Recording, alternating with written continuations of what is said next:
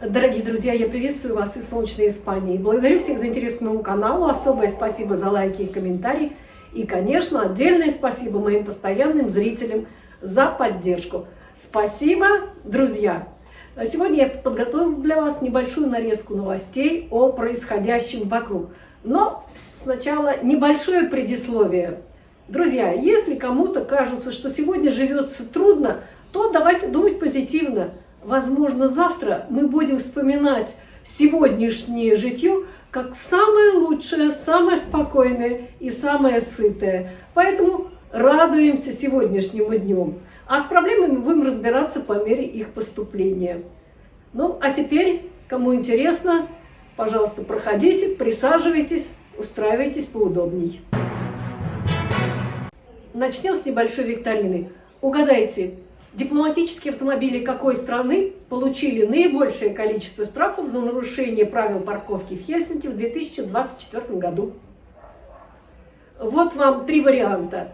Россия, Китай или США? Кто из них лидер? Я назову его в конце видео, чтобы у вас было время подумать и выбрать правильный вариант. После начала войны на Украине ЕС приняла 4,3 миллиона украинских беженцев. Их статус временной защиты действует до марта 2026 года. Еврокомиссия начала рассматривать варианты дальнейших действий, особенно на случай прекращения огня. Вариантов, в общем-то, три. Продлить защиту, интегрировать украинцев или отправить их обратно на родину. Этот вопрос будет обсуждаться министрами МВД стран ЕС в июне этого года. Для прекращения временной защиты требуется единогласное согласие всех стран-членов ЕС. Некоторые страны уже приняли решение, не дожидаясь указов ЕС. Польша даст украинцам 3-летний национальный ВНЖ, Чехия 5-летний ВНЖ тем, кто живет и работает там более 2 лет. Австрия, Италия, Эстония и Латвия пока ищут долгосрочные решения. Германия подготовила варианты, но решение будет принимать уже следующее правительство.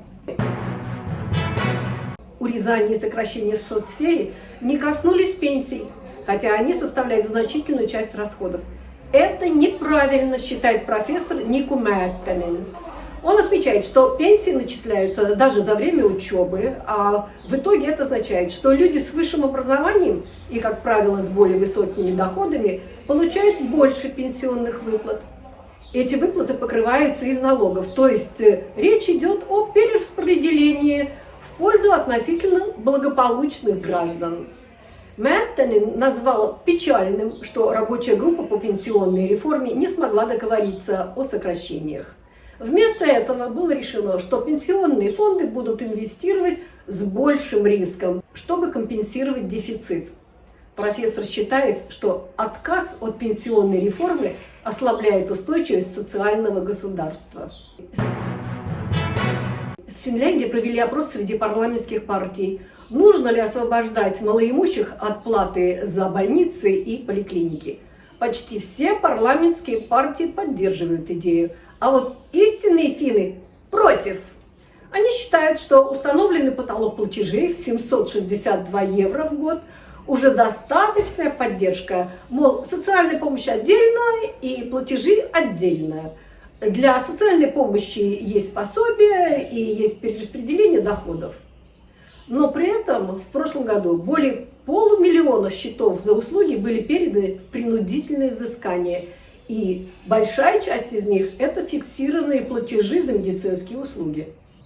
Люди не справляются с платежами. Политики опасаются, что из-за высоких сборов бедные будут откладывать визит к врачу, а это может выйти стране еще дороже. Как вы думаете, стоит ли освобождать малоимущих от сборов за больницы и поликлиники? Следующая новость связана с предыдущей. Профессор здравоохранения из Хельсинского университета Кристина Патья высказалась за то, чтобы модель бесплатного посещения поликлиники, которая применяется в Хельсинки, была введена по всей Финляндии. Она считает, что в стране должно быть равенство в доступе к медицинским услугам. Если в Хельсинки никто не платит за посещение поликлиники, то так должно быть и в других муниципалитетах. По ее мнению, это будет справедливо и равноценно для всех граждан. В реальности, утверждает профессор, жители Финляндии платят за медуслуги больше, чем в других странах ЕС. Доля расходов на здравоохранение из кармана граждан самая высокая в Евросоюзе, достигая в среднем 21% после налогов и взносов. Это очень высокая цифра. И, по мнению профессора, финны вряд ли довольны тем, что лидируют по этому показателю. Такие платежи касаются именно тех, кто часто нуждается в медицинской помощи. Хоть и установлен потолок платежей, так называемый максимум, люди с низким доходом могут не успеть набрать до потолка, и им придется откладывать визиты к врачам или отказаться от лекарств. В этом году потолок расходов на медуслуги составляет 762 евро в год, а на лекарства 633 евро. Следующая новость стала для меня сюрпризом. Оказывается, некоторые муниципалитеты могут отправлять учителей на дом к школьникам, если те часто пропускают занятия. Посещение на дому обычно требует медицинских показаний, но это не точно. В Финляндии примерно 4000 подростков имеют столько прогулов, что для их обучения необходимы особые меры. Чаще всего школу прогуливают девятиклассники. Профсоюз учителей считает, что преподаватель не должен приходить домой для преподавания. Это серьезный риск для безопасности учителя, и предлагает устраивать уроки на нейтральной территории, например, в библиотеках или молодежных центрах. Многие школы нанимают школьных наставников Коулу Валментая, которые помогают бороться с пропусками занятий. По-моему, я начинаю догадываться, почему работодатели жалуются на нехватку рабочей силы, несмотря на 300 тысяч безработных в стране. Система школьного образования в Финляндии считалась когда-то лучшей в мире. Однако она деградирует и нуждается теперь в ремонте. У меня есть видео на школьную тему, ссылка в описании. Тем временем шведы сумели совершить, казалось бы, невозможное в одном из самых проблемных районов Стокгольма – Ринкебю. Теперь там 3 из 4 учеников продолжают учебу после школы, хотя раньше соотношение было 1 к 3.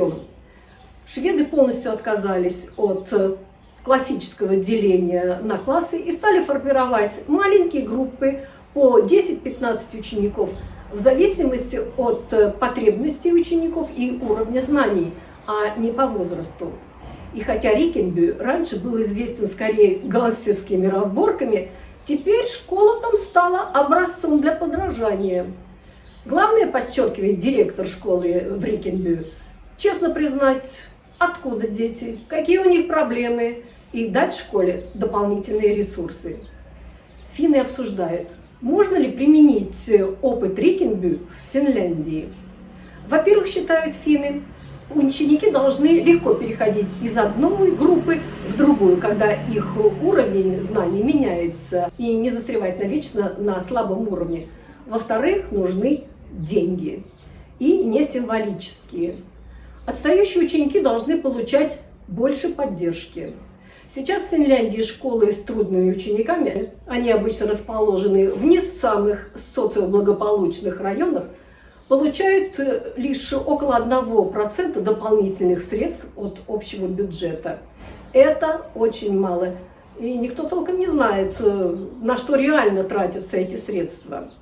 В-третьих, чтобы создать командный дух и школьную общность, нужен не только энтузиазм, но и время на планирование, которого часто в финских школах нет. А пока суд до дела, родители в Финляндии меняют даже район проживания, чтобы ребенок попал в нужную школу. За 3 зимних месяца с декабря по февраль Финляндию посетили 1,24 миллиона туристов из 88 стран. гости оставили в Финляндии 1,23 миллиарда евро. Поездок стало больше на 7%, а денег потратили на 15% больше, чем за тот же период прошлого года. Основные расходы – это отели, кафе, рестораны, бензин, развлечения, спорт, шопинг и даже культура. Да, не только олени там щекотят. В сумму не входят расходы на перелеты и билеты на паромы. Наверное, и статус самой счастливой страны в мире привлекает туристов не меньше, чем северное сияние. Приехали, подмерзли, раскошелились и осчастливились. Что может быть лучше? И, наконец, ответ на вопрос, какая страна лидирует по количеству штрафов за парковку дипломатических машин. Это США! Great again! Больше всех штрафов за парковку в Хельсинки в прошлом году выписали дипломатическим машинам США. А на этом, дорогие друзья, я с вами прощаюсь. И теперь увидимся мы, по всей видимости, уже после Пасхи, потому что я намерена отгулять Пасху в Испании со всем энтузиазмом. Поэтому благодарю вас за внимание. И теперь увидимся после Пасхи в Финляндии. Надеюсь, снег сойдет к тому времени. Все, благодарю за внимание. Всем пока.